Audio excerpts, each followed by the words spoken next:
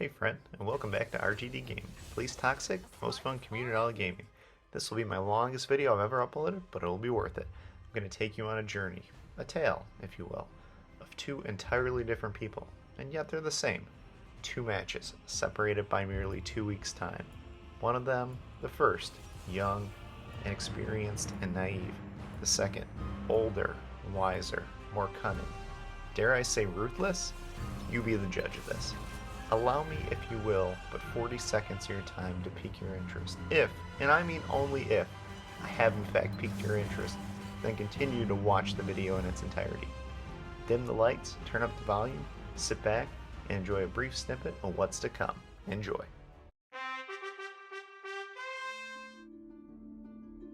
Coming to a mobile game near you.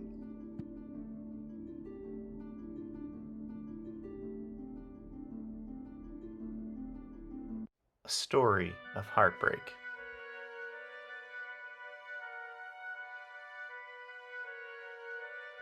Of overcoming obstacles. Of one girl's ability to triumph in the face of adversity. To rise from the ashes of Zon, but not without her challenges.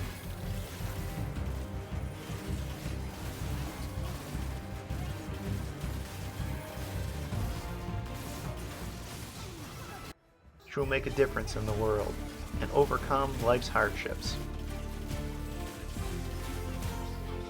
This is A Tale of Two Zeris, an RGD production.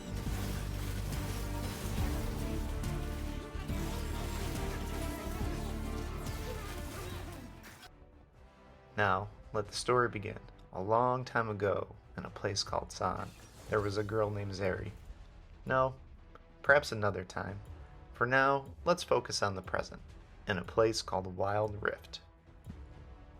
Zeri was gearing up for an epic battle with 4 fellow champions. Her support was perfect, a mage named Lux, who could shield her, which gave her bonuses based on her special abilities. Garen, a tank of a man. Varus, an unusual choice for the jungle, yet she did her best to be supportive. In mid lane, Seraphine, a pop sensation that hits all the right chords.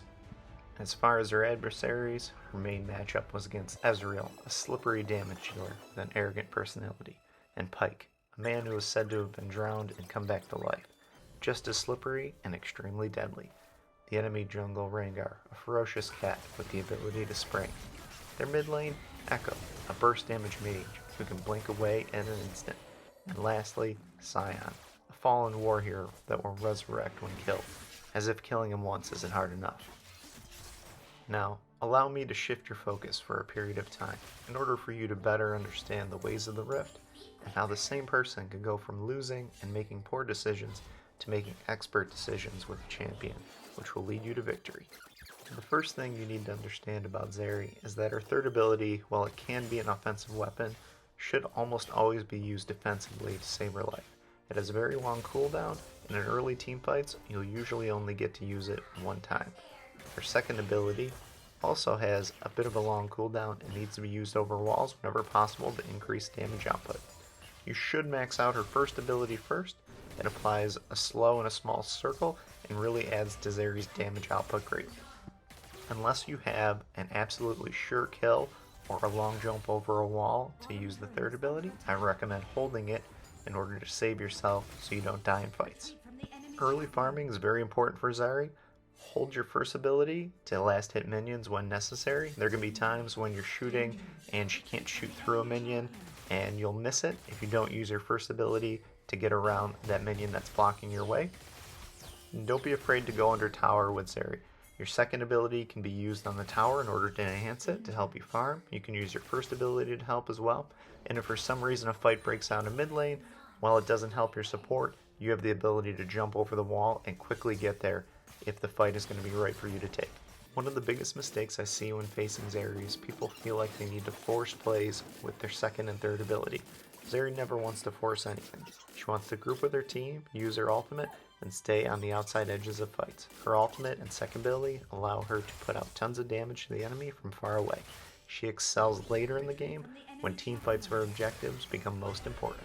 Here, you're going to see one of my first mistakes in this match, and while it ends up being okay, it's still definitely a mistake. I end up using my third ability to jump into the enemy team, and I jump into 3 of them. That's the exact opposite of the location that Zeri wants to be in a fight. She only really needs to use her ultimate on one person, and then she'll hit everybody, and as takedown scum, it'll be extended, and she'll be able to continue to put that damage out. Very quickly, I'm in a very similar situation, and I actually end up making the exact same mistake again, where I waste my jump early on in the fight, which adds almost no value to my team fight participation. I don't have my ultimate up, I don't have any of my summoner spells available, and it's a terrible spot for me to be in. I need to save my jump in order to be able to get out of that fight if it starts going south, and I don't do that. Okay, now the next thing that I do, I use my jump in order to help myself clear the wave a little bit faster. This is almost always going to be a mistake.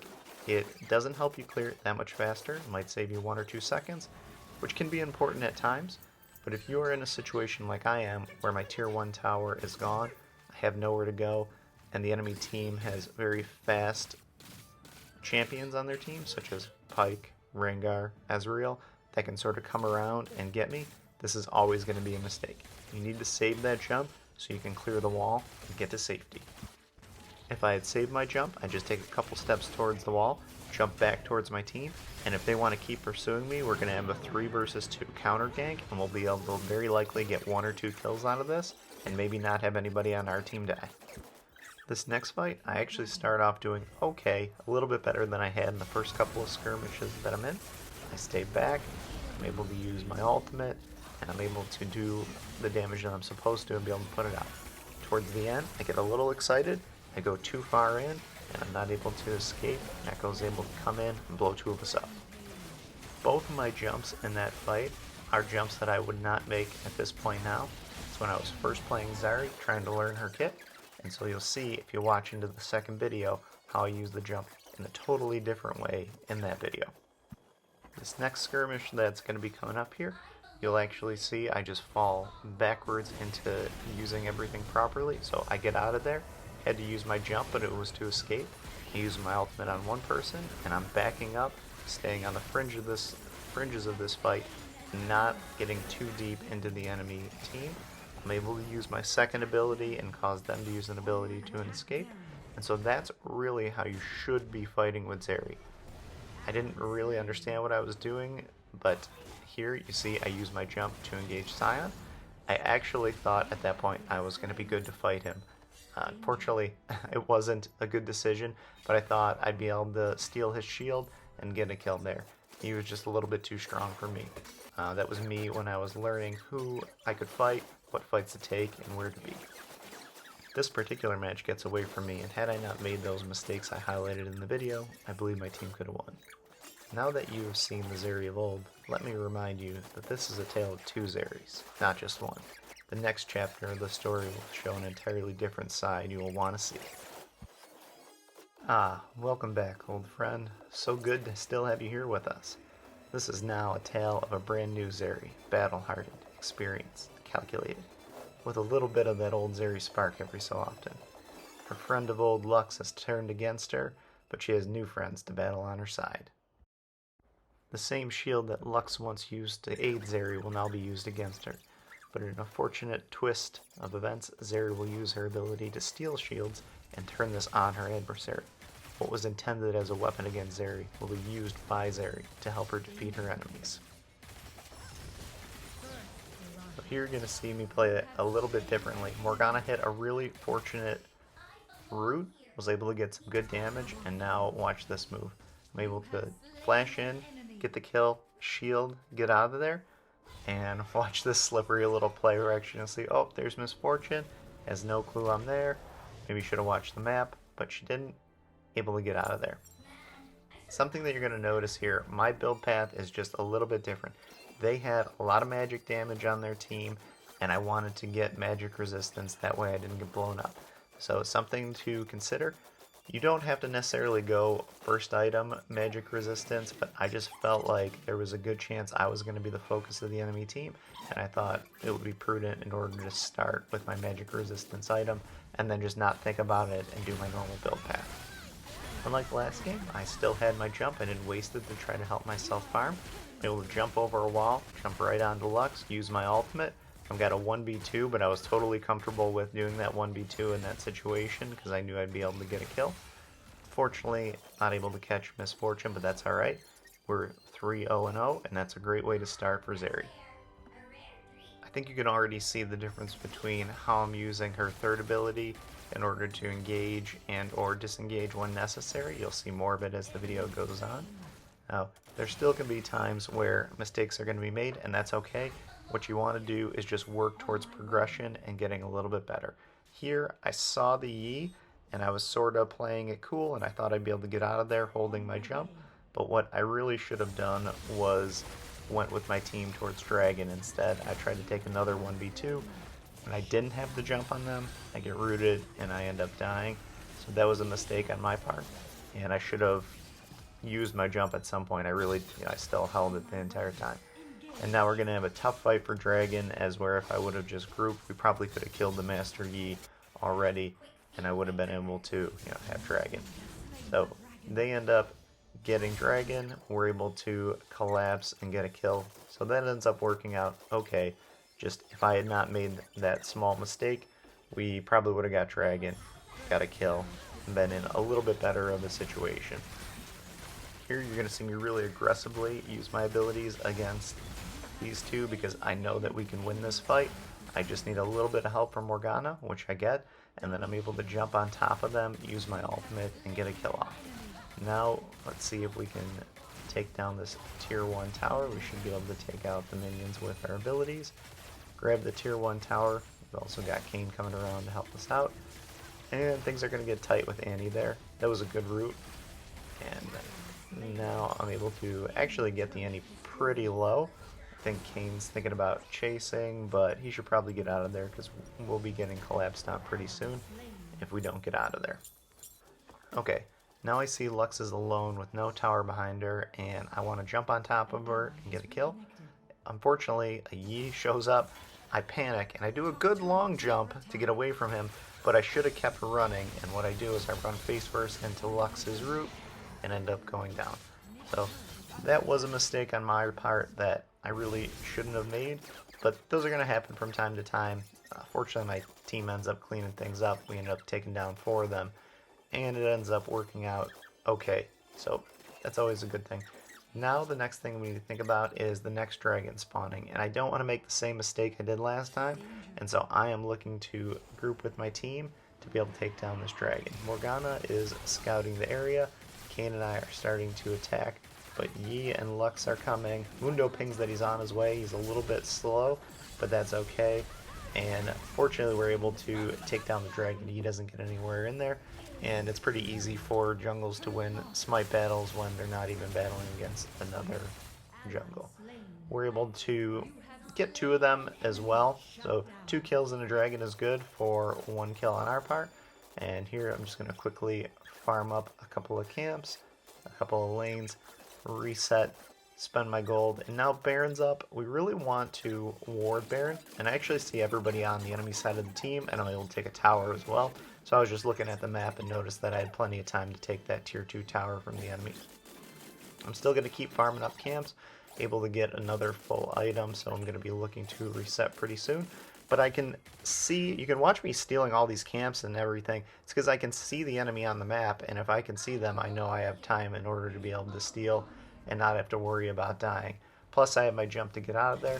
And now I saw Annie was all by herself, and I'm able to get her and take her out. The Yi is coming, and he's a bit of a problem. I don't have my jump because I used it to get to Annie, and that's unfortunate. The Yi's very fast. He's actually faster than I really thought he was going to be, and I end up going down, and so does Kayn. So what I thought was going to be a great gank actually turned out to be a mistake on our part. And now we want to make sure that we keep Baron warded, and I'm telling everybody to group at Dragon because I want our team to have 5 of us at Dragon. Morgana's pretty good. She gets a ping that there's some danger, and I think she'll end up heading over here because she's been good about being at team fights and being around me. And Dragon's coming up. They're all there. Annie jumps in just a little too deep. We're able to pick her off, so that's perfect. Misfortune is in kind of a funny spot. And Mundo, he gets in a weird position. I don't want to go in there because I feel like Kane's low. Now Mundo's dead. And this Master Yi just jumps into 3 of us, which was a big error on his part. He should not have done that. He should have waited for his team. And now the Dragon's low. Let's see if Kane can get in there. All he's got to do is slip in there now. And actually our Morgana ends up making the steal. She has a great steal. If she can use her second ability, it does a lot of damage as the Dragon gets low, and then also her first ability. So that combo, even if she is not the jungle, is actually pretty strong to be able to steal, especially when the enemy doesn't have their jungle alive. So that ended up working out really well. It was a little bit of a mess, but sometimes things like that happen. People make mistakes, myself included. Now we got a fight breaking out around Baron. I really just want to back off here. I mean, I use my ultimate. I'm able to get Yi, and now I want to turn on it. So what happened there is I was waiting for something to happen. I see my team's ultimate come through. I'm able to jump over the wall, get a kill. Let's see, can we get the quadra kill? Doesn't look like it. He's going to get away. Would have been nice to get the quadra there, but that's okay that we didn't. Now we should be thinking about getting this inhibitor turret and possibly ending, depending on what's going on. So maybe we'll think about ending, but Baron's also not a bad choice, but one of the two should really happen right now. Kane went back in order to defend our inhibitor tower, which is good, and now I'm pinging that I want to take Baron. We actually have 3 of us. Kane has plenty of time in order to get there, and we really need them to focus. So if we get all 5 of us here, we're going to be okay. Fortunately, Mundo can take the damage by himself. Sometimes taking a Baron with 2 or 1 person is hard because of all the damage. Kane uses boots, gets in, we're able to get Baron, and Annie gets way too deep here. I'm able to get a good second ability off on Bager, get a kill, and now the enemy team is in a tough spot because we got 2 dragons and we got the Baron buff, and 2 of them are dead. Kane's pinging that he wants to go to Elder. I just want to reset real fast, get another full item, and then I'll meet him at Elder. So that's no big deal. Morgana is down, but that Yi dies at the worst times. I mean, Elder's about to spawn and he dies. Let's see if we can get out of here. Use my second ability to escape, or third ability to escape. So that's the perfect example of holding that third ability to be able to get out of bad situations. Annie was going to kill me for sure there if she got it off and hit me, but fortunately I got out of there and was able to move. And maybe it was Vagar actually, but either way, I do not want to get stunned at this point. And now I know that this is just the end of the game already. Misfortune's not going to be able to stop even with her ultimate. And that is A Tale of Two Zeris. Thank you for coming on this adventure with me. It was a pleasure having you. I hope to see you again sometime.